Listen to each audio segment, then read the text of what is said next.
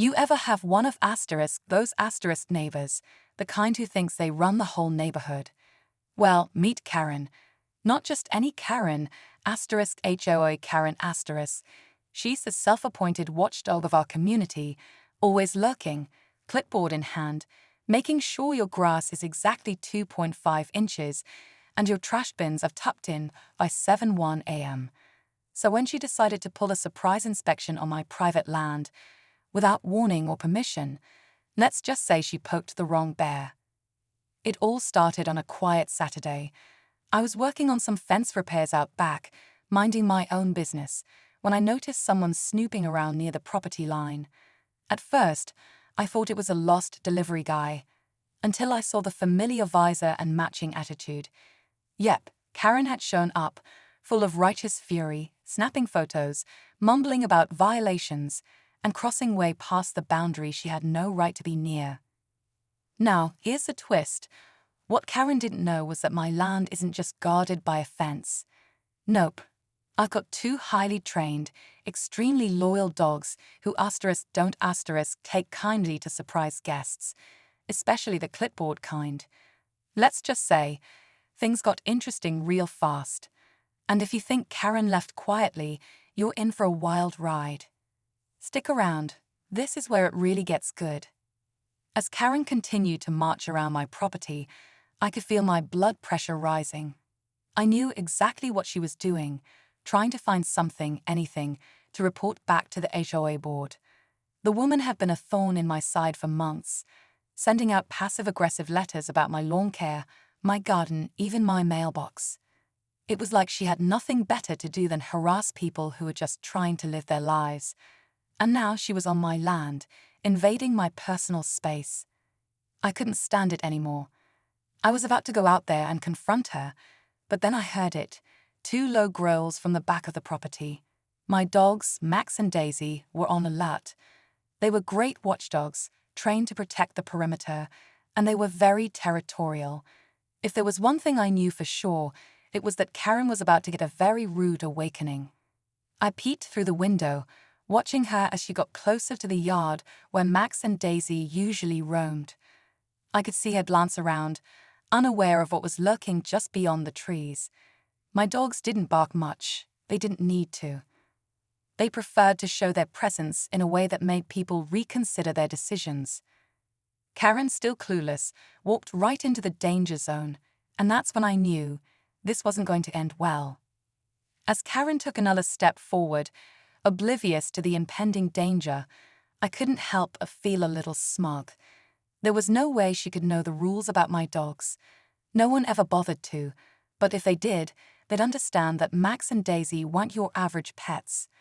They were trained to handle situations just like this one, intruders who thought they could walk all over the property without a care. But I wasn't sure Karen would ever understand.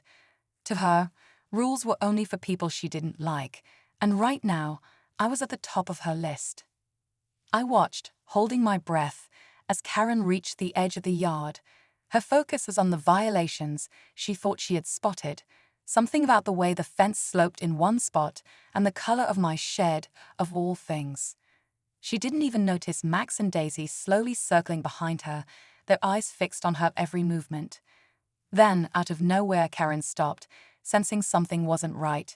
She glanced back over her shoulder, but by then it was too late. Daisy, the more cautious of the two, let out a sharp, low growl. The sound was enough to send a shiver down anyone's spine. Karen froze. She wasn't stupid. She knew something was up. But she didn't know just how far she'd pushed her luck. The silence was deafening. I could see Karen's mind working. She wasn't sure whether to turn around and walk away, or if she should continue pushing forward and risk facing whatever danger was lurking behind her. The tension in the air thickened, and I felt my own heart race, waiting to see which move she'd make next. Would she push her luck further, or would she finally realize she wasn't in control here? Karen's eyes darted nervously from side to side, but she didn't move. I could see her pulse racing as she took a slow, cautious step back. The growl from Daisy was growing louder, more menacing. Max, the larger of the two, was just behind her now, his ears pinned back and his teeth visible as he bared them in a silent warning. I could tell Karen was trying to figure out if she had any way out of this, but her options were quickly narrowing. She wasn't going to outrun them, not with those two on the prowl. I could barely hold in my own breath, watching the scene unfold through the window. Every part of me wanted to rush out there and step in, but I knew better. If I intervened now, I'd just make things worse. Karen needed to realize for herself what kind of situation she had walked into. She wasn't just dealing with some homeowner's rules. She was facing the consequences of invading someone's space without understanding the boundaries. Karen took another tentative step back, but that's when Max decided he had enough of the waiting game. He lunged forward, just a few feet away, barking a single deafening warning. It wasn't a full-out charge, but the sheer force of the sound shook Karen to her core. She stumbled backward, tripping over her own feet, eyes wide with panic.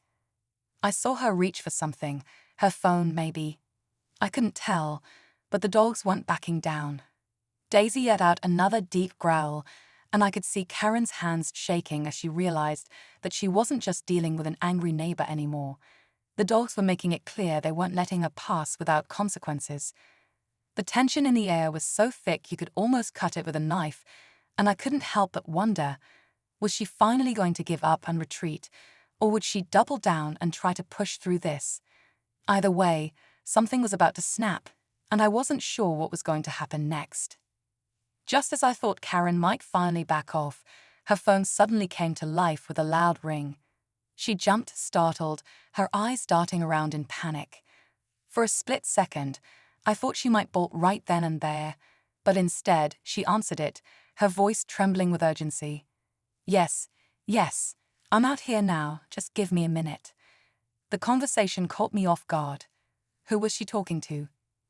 I couldn't make out the words, but it sounded like she was calling in backup. I wasn't sure who she could have been calling. Maybe another HOA member, or even a security team, but it didn't sit right with me. The last thing I needed was someone else showing up and escalating this whole mess. But just as the conversation ended, I saw her glance over her shoulder, a glimmer of something different in her eyes.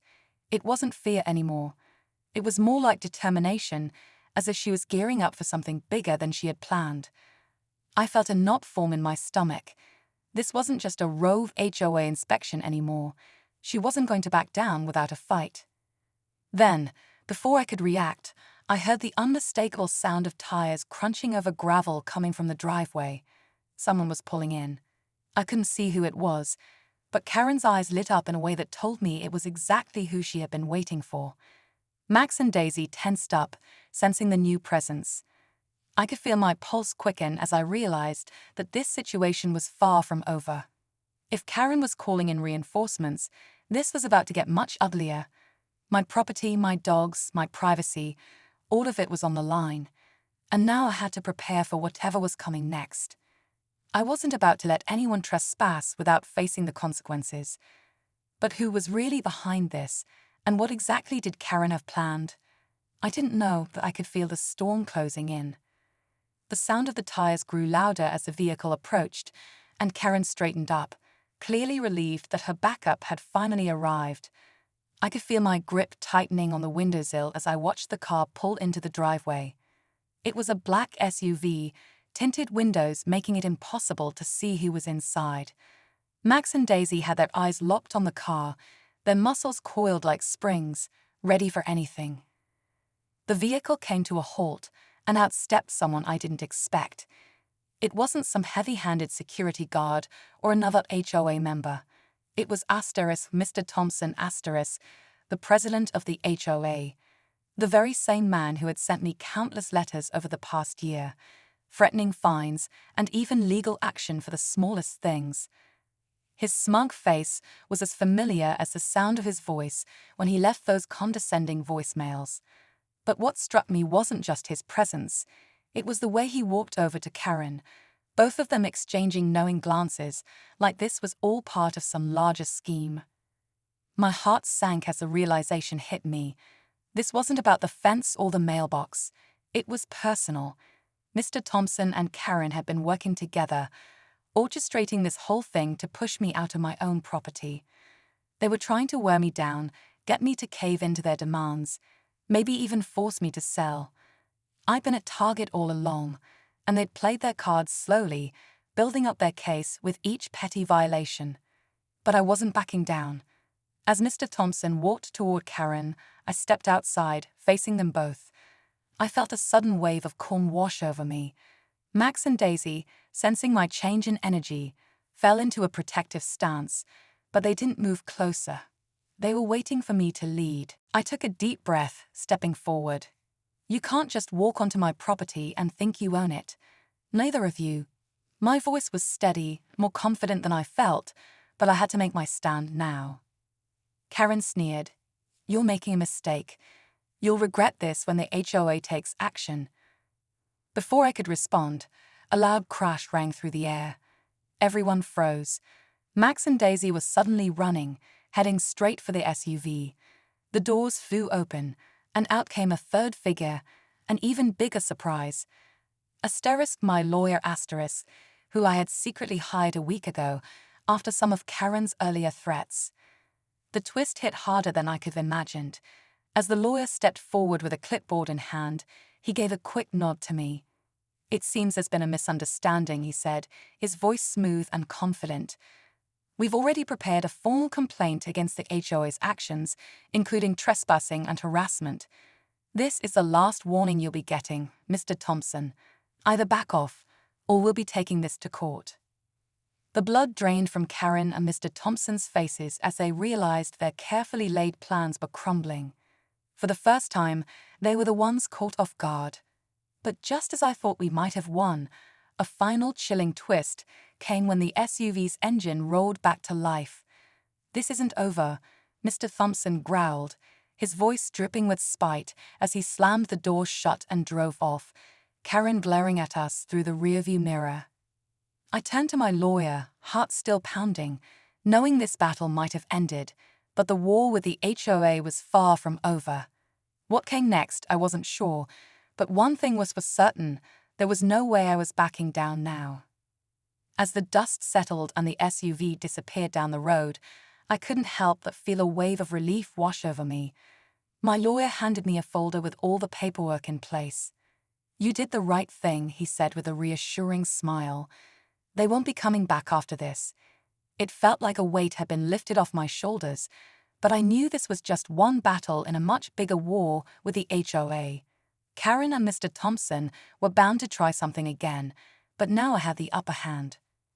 Max and Daisy wandered back to my side, their watchful eyes still scanning the area, but I could tell they were just as relieved as I was. They had protected what was mine, and they'd done it well. I gave them both a quick pat, thankful for their loyalty and training. Walking back to my house, I realized that this ordeal had taught me something important. When people think they can walk all over you, sometimes you have to stand firm and fight for what's yours. No one has the right to control your life or invade your space, especially not over petty rules and regulations. As I closed the door behind me, I knew I wasn't just protecting my property anymore. I was protecting my peace.